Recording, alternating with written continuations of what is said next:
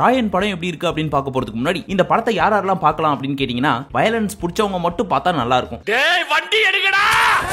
ஏன்னா அந்த அளவுக்கு படம் ஃபுல்லா ரத்தம் தெரிச்சுக்கிட்டே இருக்கு. கத்தியில நம்ம தளபதி ஒரு ராடு வச்சிருப்பார் தெரியுமா, அந்த மாதிரி இந்தியன் தாத்தாக்கு ஒரு கத்தி மாதிரி நம்ம ராயன் தனுஷ்க்கு ஒரு உத்து பாத்தியே சொல்லுப்பா என்னன்னு சொல்றது, அத ஒரு குட்டி சைஸ் கடப்பாரன்னு வச்சுங்க, கைக்குள்ள அடங்குற மாதிரி. அதை வச்சு ப்ரீ இன்டர்வல்ல இருந்து கடைசி வரைக்கும் பாக்குறவனெல்லாம் குத்தி சாவடிக்கிறாரு. அதனால வயலன்ஸ் பிடிக்காதவங்க தயவு செஞ்சு இந்த படத்தை தேர்ந்தெடுக்க வேண்டாம். அதெல்லாம் சரி, படம் எப்படி இருக்கு? தனுஷே டைரக்ட் வேற பண்ணிருக்காரு. எல்லாத்துக்கும் மேல இது 50வது படம். ஒரே கேள்விதான், ஒர்த்தா இல்லையா அப்படின்னு கேட்டீங்கன்னா இதுக்கு நான் உண்மையை சொல்லணுமா பொய் சொல்லணுமா? உண்மையை சொல்லுங்க சார். உண்மையை சொன்னா தனுஷ் ஃபேன்ஸ் எல்லாம் கீழே வந்து கம்பு சுத்துவாங்க, பொய்ய சொன்னா பொட்டி வாங்கிட்டியான்னு கேட்பாங்க. இந்த ரெண்டுத்துக்கும் நடுவுல நம்ம மாட்டிட்டு போடுற பாடு இருக்கே. சரி, உண்மையா சொல்லுவோம். சோ கிளியரா சொல்றேன். ஸ்டோரி வைஸ் பாத்தீங்கன்னா ஆரம்பத்துல சூப்பரா ஸ்டார்ட் ஆச்சு. அண்ணன் தம்பிங்க 3 பேரு, அண்ணன் தம்பி 2 பேரு, மொத்தம் 3 பேரு. கடைசியா பிறக்குறாங்க நம்ம துஷாரா. அவங்க மேல நம்ம தனுஷ்க்கு ரொம்ப பாசம். இப்படியே நீ கதையை சொல்லிட்டு நாங்க வீடியோ க்ளோஸ் பண்ணிட்டு தியேட்டருக்கே போய் படம் பாத்துக்கிறோம் அப்படின்னு ஒரு சிலர் நினைப்பீங்க.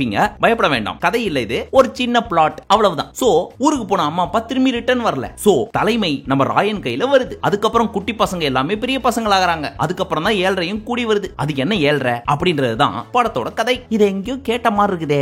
அண்ணன் கையில பொறுப்பு வருது, தம்பி தங்கச்சிகளை பாத்துக்கிறாரு. பின்னாடி வர வில்லங்கத்தை எப்படி நம்ம தலைவர் தனுஷ் தான் பாத்துப்பாரு. இதுல அப்படியே தனுஷை தூக்கிட்டு நம்ம தலைவர் ரஜினிகாந்த போடுங்க. அப்புறம் சந்தீப் கிஷனை தூக்கிட்டு பழைய ஆக்டர் விஜய் பாபு இருப்பாரு, அவர் மூஞ்ச போடுங்க. அப்புறம் துஷாரா விஜயன் இருக்காங்கல்ல, அவங்க மூஞ்ச தூக்கிட்டு பழைய தமிழ் ஆக்ட்ரஸ் இந்திரா இருக்காங்கல்ல, அவங்க மூஞ்ச போடுங்க.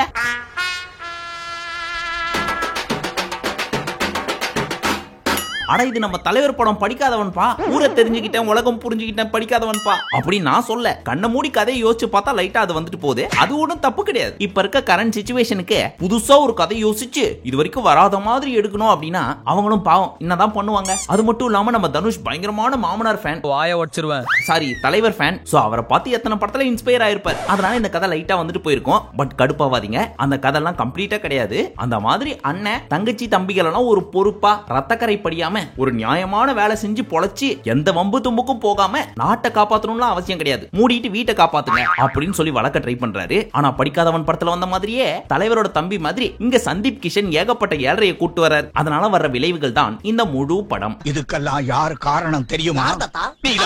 இந்த படத்துக்கு மிகப்பெரிய பிளஸ் என்ன அப்படின்னு என்கிட்ட கேட்டீங்கன்னா தனுஷுக்கு பேரா ஹீரோயின் கிடையாது. அதுதான் இருக்கிறதுல மிகப்பெரிய பிளஸ். நான் சும்மா எல்லாம் சொல்ல, ஒருவேளை ஹீரோயின்லாம் இருந்திருந்தாங்கன்னு வச்சுங்க இந்த கதைக்கு செட்டே ஆயிருந்திருக்க மாட்டாங்க. அதனாலதான் நம்ம தனுஷ் பயங்கரமா பிளான் பண்ணி நாங்கெல்லாம் 1008 ஹீரோயின் பார்த்தாச்சு, இந்த கதைக்கு ஹீரோயின்லாம் தேவையில்ல அப்படின்னு ஷிஃப்ட் டெலீட் பட்டனை அழுத்தி விட்டாரு போல இருக்கு. ஆனா அதுக்கு பதிலா துஷாரா விஜயன் இந்த படத்துல நடிச்சிருக்காங்க தங்கச்சி கேரக்டர்ல. சும்மா மிரட்டி வச்சிருக்காங்க படம் ஃபுல்லாவே. ரொம்ப யதார்த்தமான ஒரு கேரக்டர், ஆனா வெரி ஸ்ட்ராங் கேரக்டர். சோ அவங்களோட தி பெஸ்டா பண்ணிருக்காங்க. அவங்க சிம்பிளா அவங்கள பத்தி சொல்லணும் அப்படின்னா, அண்ணா நான் கட்சி வரைக்கும் உன் கூட இருந்துடுறேன், ஒருவேளை நாளைக்கு கல்யாணம் பண்ணிட்டு போய் கோவத்துல என் புருஷனை ஈத்து போட்டு அடிச்சிட்டேன்னு வச்சுக்க, எதுக்கு நான் இதெல்லாம் அப்படின்னு ஒரு டயலாக் சொல்லுவாங்க. அதுல இருந்து தெரிஞ்சுக்கங்க எவ்வளவு ஸ்ட்ராங்கான கேரக்டர் அப்படின்ட்டு. அப்ப பொண்ணு பொத்தி வச்ச மல்லிகைப்பூன்னு சொல்லு. இவங்களோட சேர்ந்து சந்தீப் கிஷன், நம்ம ஜெயராமின் மகன் காளிதாஸ் ஜெயராம், செல்வராகவன் அப்படி இப்படின்னு எல்லாருமே அவங்க ரோல தி பெஸ்டா பண்ணிருக்காங்க. இது எல்லாத்தையும் தாண்டி நம்ம தனுஷ் அவர்கள் முகத்துல ஒரு சிரிப்பு கூட இல்லாம ஆஸ் ஆக்டரா டைரக்டரா ரொம்ப நல்லாவே நடிச்சிருப்பாரு, நரேட்டும் பண்ணிருப்பாரு.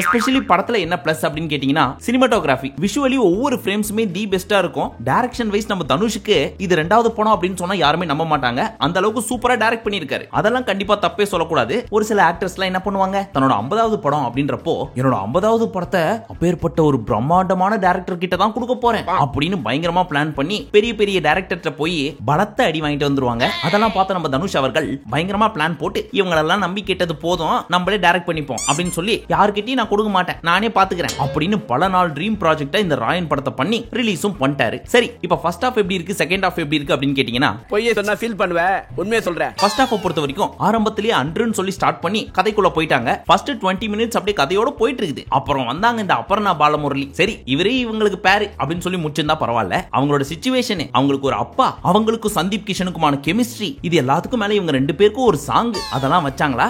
அப்பதான் நம்ம தனுஷ் அண்ணனை பார்த்து ஒரு கேள்வி கேட்க தோணுச்சு. ஏன்னா நல்லா தானே போயிட்டு இருந்துச்சு, எதுக்குன்னா இவங்களுக்கு ஒரு சாங்க போட்டு இழுக்கிறீங்க, அப்படியே கதையோட கதையா போயிட்டே இருக்க வேண்டியது தானே, ஒரே ரூட்ல போக வேண்டியதானே. அது ஏன் இடையில 2 தடவை வேற ரூட்ல போன அப்படின்னு கேட்க தோணுச்சு. அப்பதான் நம்ம தனுஷ் அண்ணனோட மைண்ட் வைஸ் நம்ம கேட்டுச்சு. அப்படி இல்லப்பா, செகண்ட் ஹாஃப்ல பயங்கரமான சீன்ஸ் எல்லாம் இருக்குது, வயலன்ஸ் இருக்குது, உண்மையான கதையே அங்கதான் இருக்குது. எப்ப பார்த்தாலும் அடிதடி வெட்டு குத்துன்னு போயிட்டே இருந்துச்சுன்னா என்னடா இது எப்ப பார்த்தாலும் வயலன்ஸாவே இருக்குது அப்படின்னு யாரும் சொல்ற கூடாதுல்ல. அது மட்டும் இல்லாம கொஞ்சம் லவ் கிவ்லாம் வச்சாதானே ஒரு கமர்ஷியல் மூவியா இருக்கும். அதனாலதான்ப்பா அப்படின்னு மைண்ட் வைஸ் ஓட்டி இருக்காரு. ஆனா பாவம், இத பாக்குற மக்கள் பெருமைப்படுவாங்கன்னு நினைச்சிட்டு இருந்திருப்பாரு. ஆனா பெருமூச்சு தான் விட்டுட்டு இருந்தாங்க. சோ அந்த போர்ஷன்லாம் கொஞ்சம் தூக்கி ட்ரிம் பண்ணிருக்கலாம், கொஞ்சம் ஃபாஸ்டா போயிருக்கும் ஃபர்ஸ்ட் ஹாஃப்.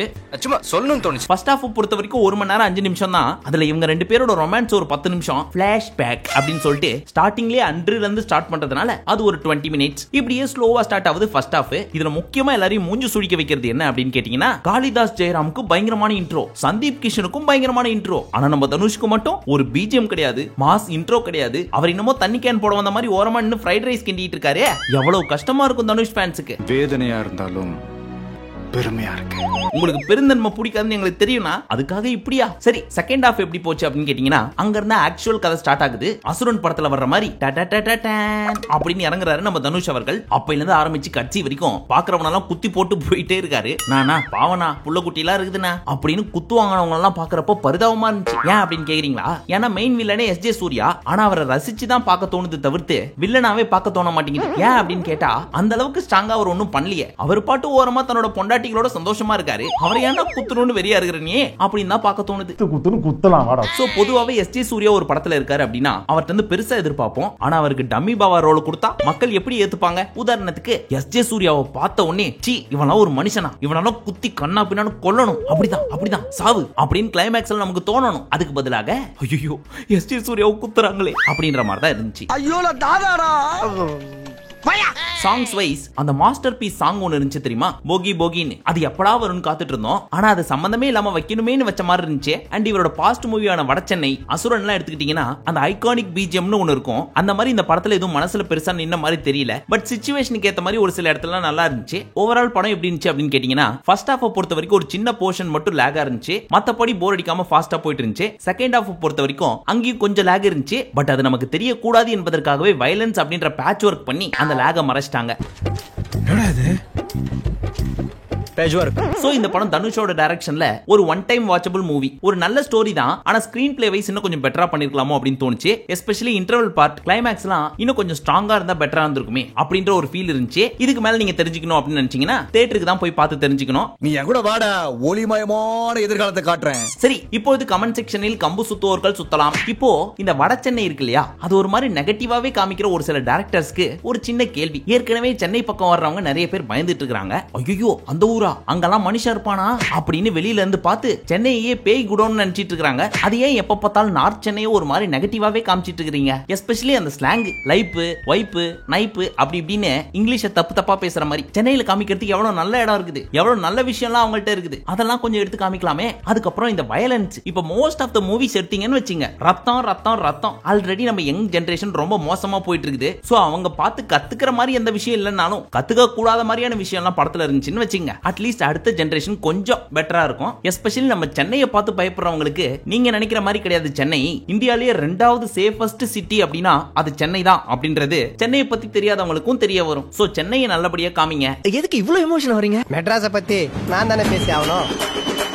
நன்றிங்க. நார்த் சென்னையே இப்படிதான் அப்படின்னு போர்ட்ரே பண்றத கொஞ்சம் குறைங்க. முக்கியமா இந்த போதை பொருள், ஊசி, ரத்தம் இந்த மாதிரியான மேட்டர்லாம் படத்துல இருந்து கொஞ்சம் அவாய்ட் பண்ணீங்கன்னா குழந்தைங்கள்ல இருந்து பெரியவங்க வரைக்கும் எல்லாரும் தியேட்டர்ல வந்து ஜம்முன்னு பார்த்துட்டு 3 மணி நேரம் என்ஜாய் பண்ணிட்டு 4 பேர்கிட்ட பெருமையா பேசுவாங்க படத்தை பத்தி என்பது ஒரு காமன் மேனாக என்னுடைய கருத்து. இத பத்தி நீங்க என்ன நினைக்கிறீங்க அப்படின்னு சொல்லி மறக்காம கமெண்ட் செக்ஷன்ல சொல்லுங்க. நான் கூறியதில் ஏதேனும் தவறு இருந்திருந்தால் தயவு செஞ்சு என்ன மன்னிச்சு. மீண்டும் உங்களை அடுத்த வீடியோவில் சந்திக்கும் வரை நன்றி, வணக்கம், நமஸ்தே, நமஸ்கார்.